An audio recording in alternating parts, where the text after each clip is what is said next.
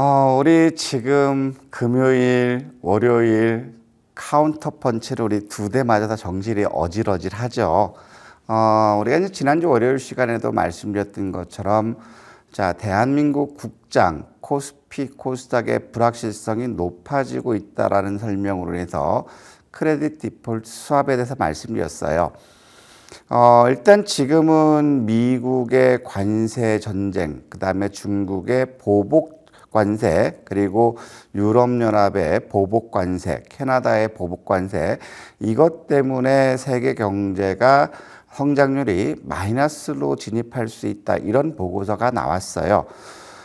그러면서도 굉장히 마음은 부담스럽지만 그럼에도 불구하고 주관적인 판단으로는 지금은 매수 쪽으로 우리가 접근해 봐야 되지 않을까라고 조심스럽게 말씀드렸던 부분들은 크레딧 디폴트 스왑은 지난주에 우리나라 위험 프리미엄이 주요 30개국 중에서 1등이라고 했죠. 24% 급증했다라는 거예요. 공교롭게도 지난 금요일과 토요일, 일요일, 그리고 오늘 이 시점에서 크레딧 디폴트 스왑을 보니까 미국은 오히려 급격히 떨어졌고 한국은 증가된 거 없이 지난주와 똑같은 수율을 유지하고 있고, 반면에 급증한 데가 호주가 계속해서 지금 3주 연속 올라가고 있거든요.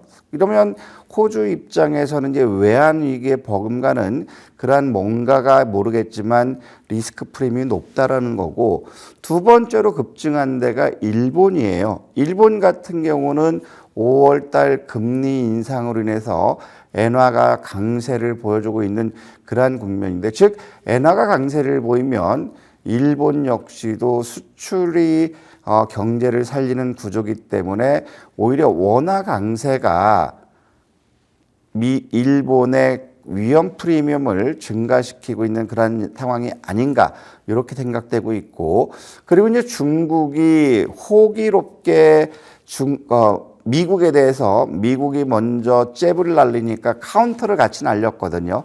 우리도 똑같이 보복 관세하겠다, 히토류 수출 하겠다.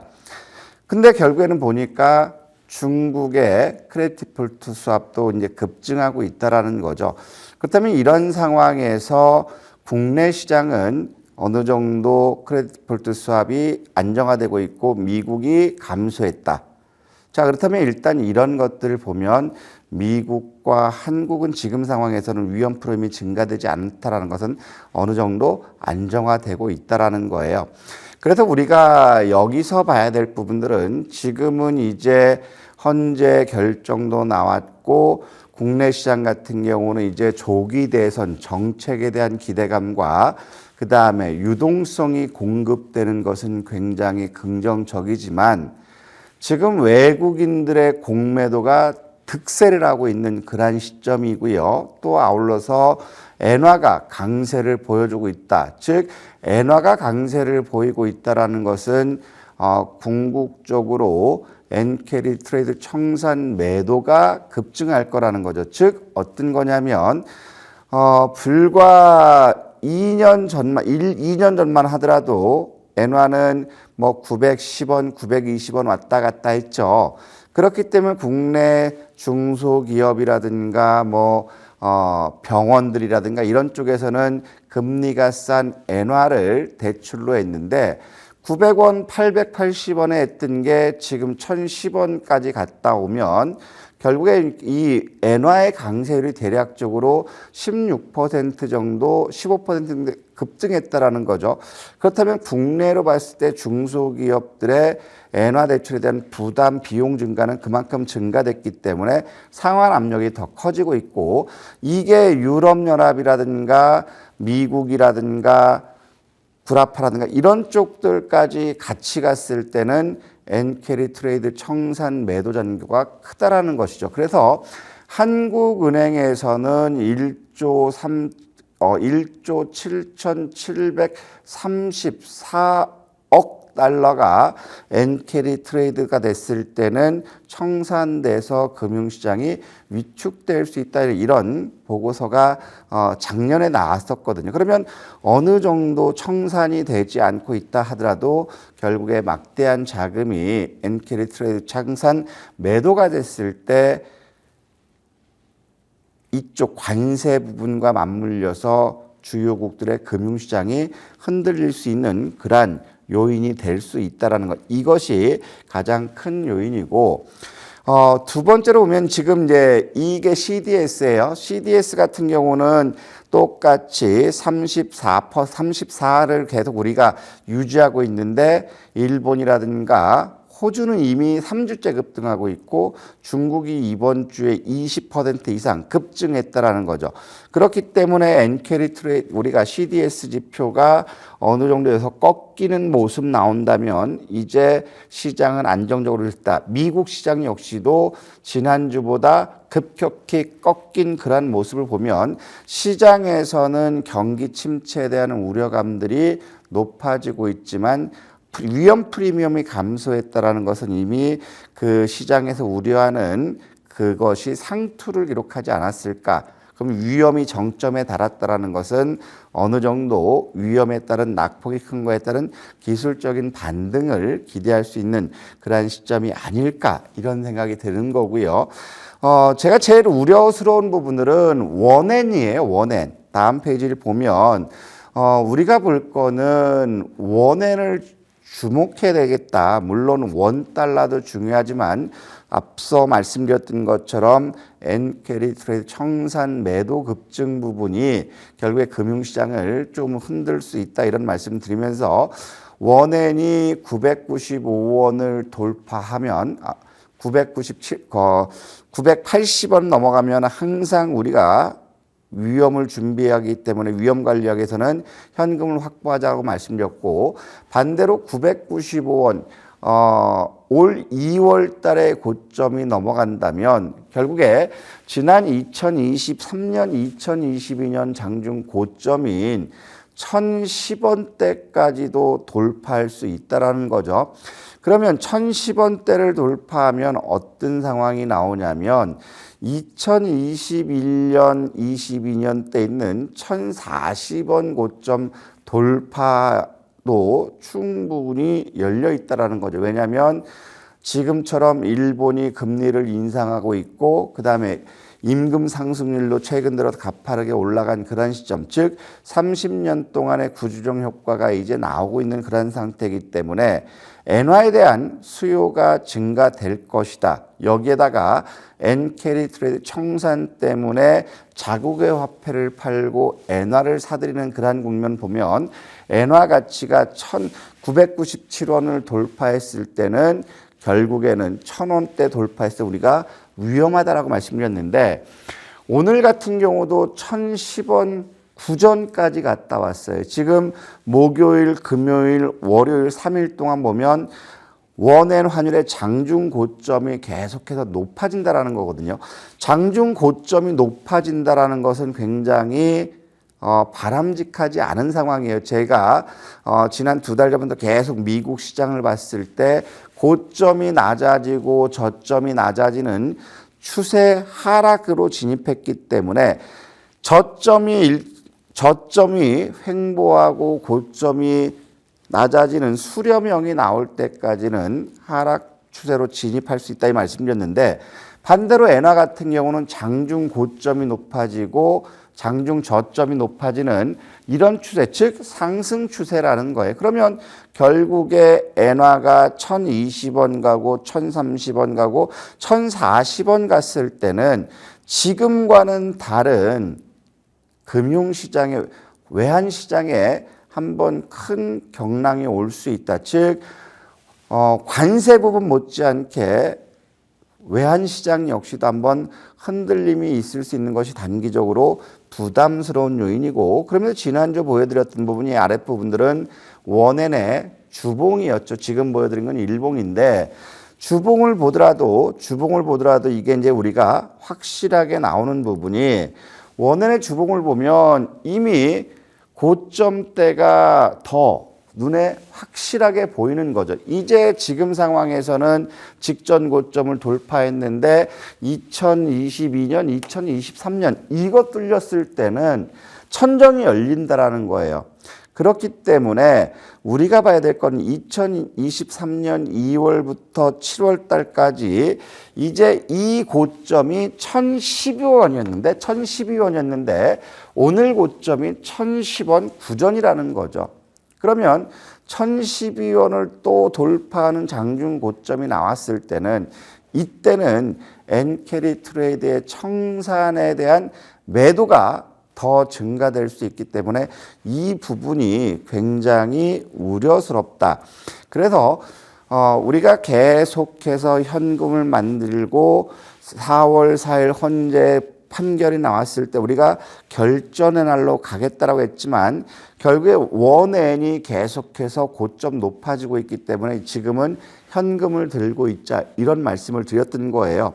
그래서 이제 원엔의 고점이 낮아지는 장중 고점이 낮아지는 그런 모습이 보인다면 그 시점에서 우리는 적극적으로 매수할 수 있는 그런 시그널로 받아들여야 된다.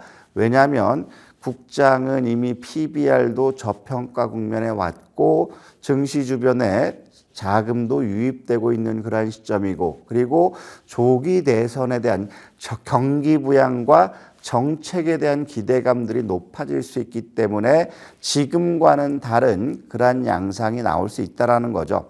그래서 이제 외국인들의 공매도가 대차 잔고가 어디까지에서 정점이 나올지 삼성전자라든가 SK 하이닉스의 대차 잔고의 정점이 어디서 확인되는지 즉 정점이 왔다라는 것은 대차 잔고를 상환하는 그러한 과정이 있기 때문에 주가 하락이 마무리될 수 있다라고 보는 거예요. 그래서 우리가 봐야 되는 부분들은 원엔 환율과 시장 지수를 이끌어가는 SK하이닉스라든가 삼성전자라든가 그다음에 SK이노베이션이라든가 LG에너지솔루션, 현대차 이런 시장의 지수를 하락으로 이끌 수 있는 업종 대표주의 대차 잔고가 어느 시점에서 줄어든 이 부분이 굉장히 중요하다 이런 말씀드리고 싶고 그래서 아직까지 환율이라든가 대차 거래라든가 이 고점을 확인하는 데는 아직 시간이 다소 필요하다라는 거죠. 그러면 아직까지도 이제 관세에 대한 우려감과 함께 외환시장에서의 환율시장에서의 공포도 남아있는 이러한 시점에서 우리가 두 손 두 발 다 묶어놓고 가만히 있을 거냐 이게 관건이라는 거죠. 그래서 지난주 이 시간에 말씀드렸을 때 우리는 4월 시장은 현금 비중을 확대하고 트레이딩으로 대응하자라고 말씀드렸는데 결국에는 이제 낙폭이 큰 상태고 자금 유입이 되면 기술적인 반등이 나올 수 있는 그런 시점인데 우리가 이제 이러한 불확실성과 불안감에서 떨쳐버릴 수 있는 것은 이제 조기 대선의 확정 발표가 4월 14일 날 할 거냐 4월 8일 날 할 거냐 그리고 그다음에 5월 11일 날 각 정당의 대선 후보가 확정될 거냐 그다음에 6월 3일이나 6월 2일 날 대선 조기 대선이 확보될 거냐 그러면 여러분들이 보셔야 될 거는 지금 같은 상황에서 손 놓고 있는 것보다는 차라리 적극적으로 이 시장의 이슈가 집중되는 그런 섹터들로 해서 우리가 트레이딩으로 이익 추구를 가져야 되는데 결국에 이제 조기 대선 후보자들이 확정되는 5월 11일까지는 뭐 민주당 이재명 대표 뭐 관련주라든가 뭐 그다음에 국민의힘의 김문수 노동부 장관 뭐 홍준표 대구시장 뭐 한동훈 뭐 전 대표 뭐 오세훈 시장 이런 것들이 온갖 것들이 움직이죠. 오늘 시간을 보니까 또 이제 그동안 뭐 움직임 별로 없었던 이준석 관련주라든가 이런 것들이 또 두저지 튀어나오거든요. 그러면 결국에 5월 11일까지는 후보자가 확정되기 때문에 뭐 여론조사 결과에 따라서 누가 앞선다더라면 관련주를 움직일 수 있죠. 자, 그러면 이제 5월 11일까지는 이런 것들이 나오면 이제 6월 3일은 5월 11일부터 6월 3일까지는 인물 중심이 아니라 이제 정책 관련 각 당의 정책과 관련주들이 움직임이 나타날 수 있다라는 거죠. 그래서 지금처럼 환율이라든가 관세라든가 이런 우려 속에서도 지금 현재 헌재에서의 탄핵 인용되면서 이제 조기 대선 레이스 들어갔기 때문에 여기서 우리가 봐야 될 부분들은 관련주들을 잘 지켜봐야 된다라는 거죠. 그리고 이런 섹터들에 대해서 또 외국인들의 공매도가 늘어날지, 주가가 많이 올랐으니까 그러면 우리가 거기서 볼 때는 대차 잔고가 증가되지 않았던 것들을 우리가 잘 지켜봐야 될 거고, 결국에 지금은 환율 조작국 지정에 대한 것도 아직까지 대응을 못하고 있고, 그 다음에 집중 관찰국에 대한 조정도 못하고 있는 그런 시점이에요. 그래서 지금 상태에서는 어떤 정책적으로 이런 것에 대한 기대감보다는 차라리 다음 대선 주자들이 얘기하는 공약과 정책, 이런 것들을 우리가 주목해 봐야 되는데, 그러면 이런 것들은 여러분들 말씀드렸던 것처럼 주식시장에서의 돈의 IQ는 1000이라고 말씀드렸어요. 지난주 우리가 가만히 돌이켜 본다면 이런 우려감이 있는 상황에서도 지난 탄핵 인용이 났을 때 중구난방으로 뭐 하한가 갔다가 16%까지 올라갔다, 상한가에서 하한가까지 갔던 이런 막 정신 어려운 그런 주가의 흐름을 보여줬었죠. 그러면 여러분들 이제 다 알 거예요. 어떤 주식은 누구 주식 관련주고 어떤 건 누구 테마주고. 그러면 이제 우리가 여기서 볼 거는 인물 관련주들은 다 알려진 그런 시점이기 때문에 이제 우리가 봐야 될 부분들은 기존의 민주당에서의 정책 공약, 그리고 기존의 국민의힘에서 냈던 정책 공약, 자, 이런 것들을 가지고 앞으로 어느 후보가 되든지 이런 것들이 각 당에서 정책적으로 투자를 확대할 건지 이 부분을 봐야 될 거죠. 그럼 여기서 우리가 봐야 될 부분들은 지금 산업에서 요구하는 것들은 무엇인지 다 알고 있어요. 그러면 그때 당시나 지금이나 크게 달라질 건 없을 거라는 거죠. 그렇기 때문에 이제는 정책 관련주들이 시장에서 이제 부각받을 수 있고, 지금까지 도드라지지 않았지만 정책으로 투자 지원할 수 있는 섹터들은 우리가 잘 봐야 된다는 거죠. 지금 보면 다 알아요. 민주당 이재명 대표 대장주는 뭐 오리엔트 전공이 뭐 400%가 수익 났다라고 얘기하고 있고, 뭐 김문수 노동부 장관 뭐 갑자기 이름도 없던 시점에서 갑자기 대선 그 후보 부상되면서 김문수 장관 관련 오리엔트 뭐 평화 전공이라든가 이런 것들이 급등했죠. 그러면 이런 것들이 우리가 볼 거는, 이게 이제 대장주만 말씀드렸는데 경남 스틸 같은 경우는 이제 이틀 연속 상한가고요. 그 다음에 뭐 한동훈 대표, 죄송합니다, 오타 났습니다. 한동훈 대표 같은 경우는 뭐 DT한시아라든가 이런 것들 보수에서는 뭐 인정 안 하니까 시장에서 부각받지 않고 있지만 그래도 같이 매기가 움직여주고 있고, 또 우리 그 안철수 후보, 철수 이번에는 안 할 것 같죠? 철수 하려나요? 그런 거 보면 이제 안랩이라든가 이런 것들이 급등을 하는 모습을 보여줬어요. 그러면 그 다음에 또 뭐가 있냐면 오세훈 시장 역시도 진양하게 움직였는데, 그럼 여러분들 보시면 여기서 과연 이쪽에서는 어느 쪽이 될 건지, 이쪽 민주당에서는 김부겸 뭐 전 뭐 그 의원도 있고 뭐 또 뭐 안희정 뭐 그것도 있고 많지만 실제적으로 그런 것들을 보고 대세를 보자. 그러면 이런 것들이 대장으로 움직였는데, 그러면 이제 후발주들이 덜 갔다라는 거죠. 상승폭이 이 대장주들보다는 후발주들의 상승 탄력이 좀 더 올라가도 누구 뭐라고 안 할 거라는 거죠. 그럼 여기서 보면 에이텍 모빌리티라든가 뭐 토탈 소프트 이런 것들이 이재명 후보 관련주로 해서 이제 상대적으로 덜 올라간 그 2등 주식이 되는 거고, 그다음에 김문수 노동부 장관 이쪽에서는 보면 평화전공은 계속해서 움직였지만 결국에 벨로프라든가 우원개발 같은 경우는 이제 한번 이게 김문수 관련주인데 이렇게 딱 엮이니까 한번 가다 말았거든요.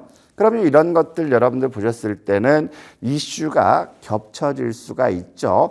그래서 이런 것들 한번 봤으면 좋겠고, 그다음에 홍준표 시장 같은 경우는 뭐 경남스틸 휴맥스홀딩스가 강세를 보였지만 3일이라든가 한국선제 역시도 같은 맥락으로 움직이는 거고, 그다음에 한동훈 전 대표 같은 경우도 이거였지만 반대로 요게 뭐 핑거라든가 아티스트 유나이트라든가 그다음에 아티스트 스튜디오 이것이 결국에는 관련주로 움직였는데, 아티스트 유나이트 같은 경우는 지난 금요일 갭상승했다, 장대 음봉 떨어졌다, 오늘 움직임은 적어요.